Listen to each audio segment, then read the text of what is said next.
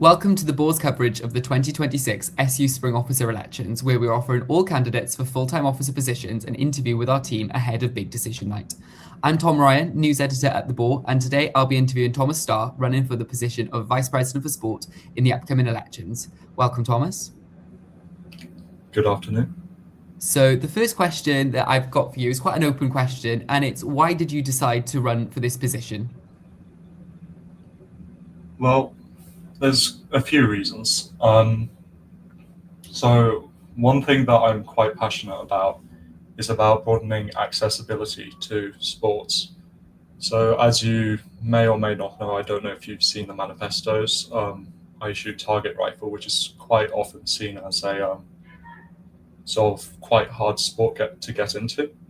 But then on the other hand of that, I've been quite involved inside that community of trying to make it more accessible to other people, especially young people, and people of limited financial means as well. So trying to just help them get into the sport through coaching them and stuff. And I think that's a really important thing to just help people to get into sports generally.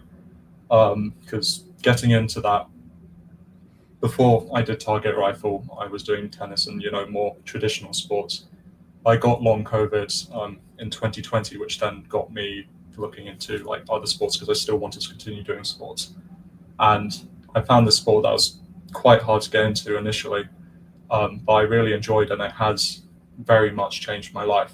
And I want to bring that sort of experience to other students at Warwick who may not necessarily have thought about sport as something which they want to be doing, but I want to expand it so that improve accessibility to as many people as possible, I suppose.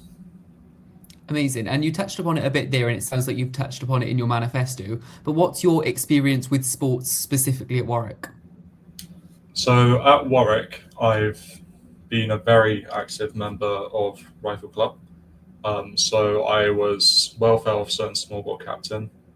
And then to that end, I was helping out with also other charities for Target Rifle at the time as well.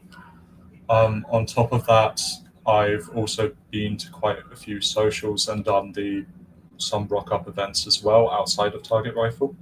Well, obviously we don't do rock up events for legal reasons, but that's something else entirely. But I've not necessarily joined loads of sports clubs because obviously Target Rifle takes a lot of time for me to practice and stuff. But in the more sort of casual events, I've turned up to quite a few, so including like the five-a-sides sports stuff as well. And Warwick Sport, as you probably know, is currently undergoing a rebrand with potential mission statements including "For the W" and "Beyond is where we belong." Do you think this Warwick Sport rebrand is an important step forward for student sport? And how would you, as VP Sports, continue to listen to the opinions of sports club members throughout the rebrand?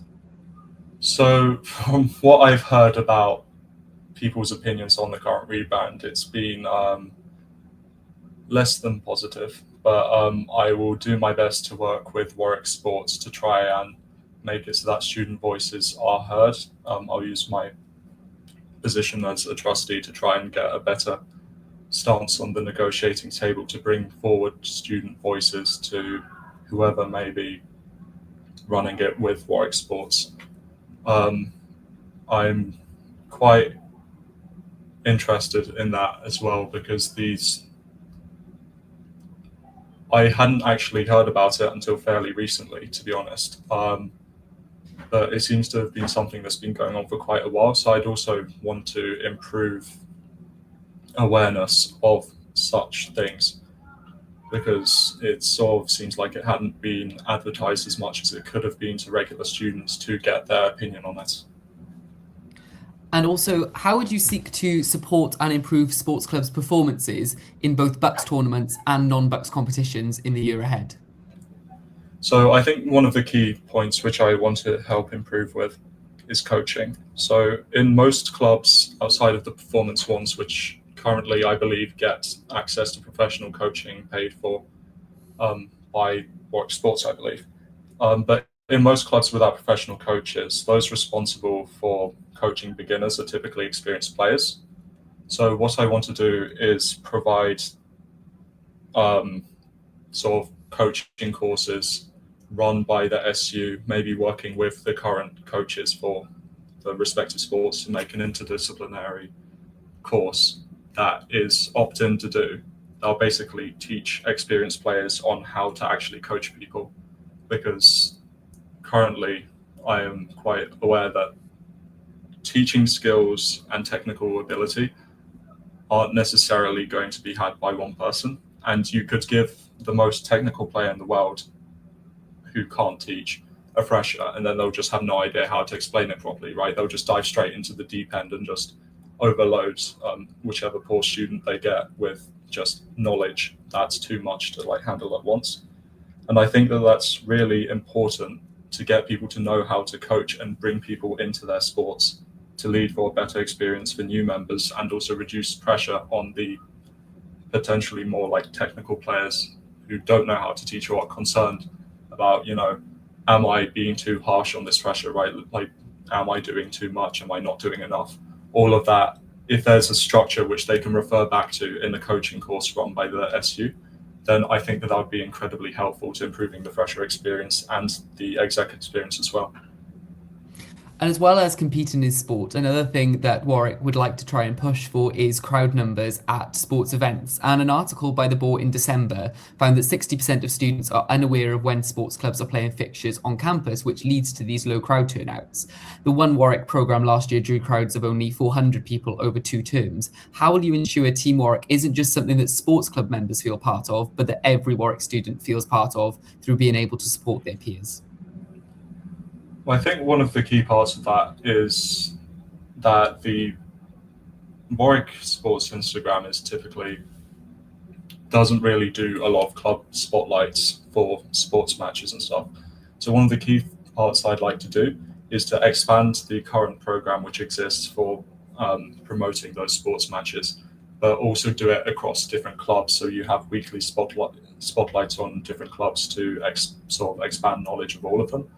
And then what that should do is that as more and more people become aware of the diversity of sports that we actually offer at this university, that they will become more and more interested in these sports and then look to get into it. And then from there, we can grow the number of people who are attending these sports matches just to watch it, from just people being casually interested in the sports.